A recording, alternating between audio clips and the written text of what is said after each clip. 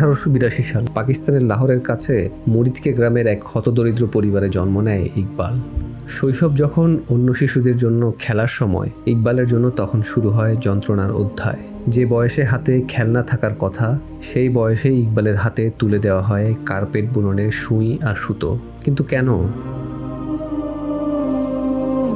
তার বড় ভাইয়ের বিয়ে বা মায়ের অপারেশনের জন্য নেওয়া মাত্র 600 রুপি ঋণ শোধ করতে এক কার্পেট কারখানার মালিকের কাছে বন্ধক দেয় তার বাবা মা। পরবর্তী 6 বছর ইকবালের পৃথিবী ছিল সেই অন্ধকার কারখানা। প্রতিদিন 12 থেকে 14 ঘন্টা কাজ, সপ্তাহে একদিনও ছুটি নেই। একটু ভুল হলে বা কাজের গতি কমলে জুটত নির্মম প্রহার। মালিক গুল্লা জানতো শিশুদের আঙুল ছোট এবং সরু, তাই দামি কার্পেটে সূক্ষ্ম নকশা করতে তাদের হাতের বিকল্প নেই। ইকবাল সহ আর অনেক শিশুকে লোহার শেকল দিয়ে তাদের সাথে বেঁধে রাখা হতো, যাতে তারা পালাতে না পারে। ইচ্ছাকৃতভাবেই তাদের আধপেটা করে রাখা হতো, যাতে তাদের বৃদ্ধি থমকে যায় এবং আঙুলগুলো বড় না হয়। 10 বছর বয়সে ইকবাল প্রথমবার পালানোর সুযোগ পায়। কিন্তু সমাজ কতটা নিষ্ঠুর দেখুন। সে যখন পুলিশের কাছে সাহায্য চাইতে গেল, পুলিশ তাকে ফিরিয়ে দিয়ে মালিকের হাতে তুলে দিল আরও কয়েকটা টাকার বিনিময়ে। তাকে শাস্তি দেওয়া হলো, ফ্যানের সাথে উল্টো করে ঝুলিয়ে রাখা হলো। কিন্তু ইকবালের জেদ মাটির চেয়েও শক্ত ছিল। সে আবার পালায়। এবার সে পৌঁছে যায় বন্ডেড লেবার লিবারেশন ফ্রন্ট বা BLLF এর একটি সভায়।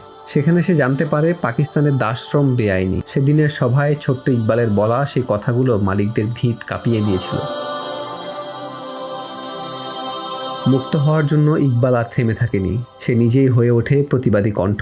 তার প্রচারণায় পাকিস্তানের হাজার হাজার শিশু দাসত্ব থেকে মুক্তি পায়। মাত্র 2 বছরে সে 4 বছরের পড়া শেষ করে ফেলে। তার সাহসের খবর ছড়িয়ে যায় পুরো বিশ্বে।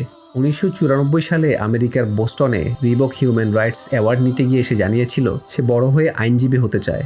ব্রান্ডাইস ইউনিভার্সিটি তাকে ফুল স্কলারশিপের প্রস্তাব দেয়। সে জানতো তার প্রাণ সংশয়ে আছে, তবুও সে পাকিস্তানে ফেরার সিদ্ধান্ত নেয় তার মিশন শেষ করতে।